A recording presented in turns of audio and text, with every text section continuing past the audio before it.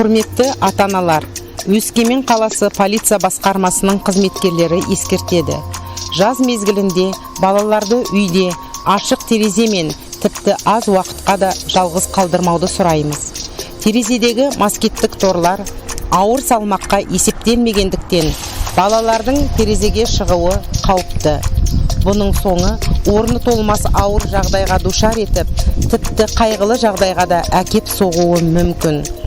Биылғы 2020 жылдың өзінде Өскемен қаласы сол жағалау полиция бөлімінде терезеден балалардың құлауының 3 фактісі тіркелді.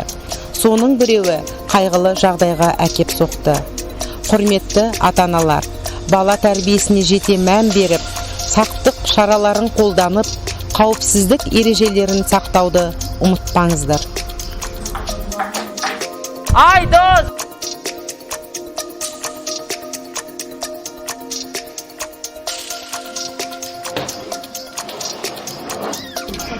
Немеде?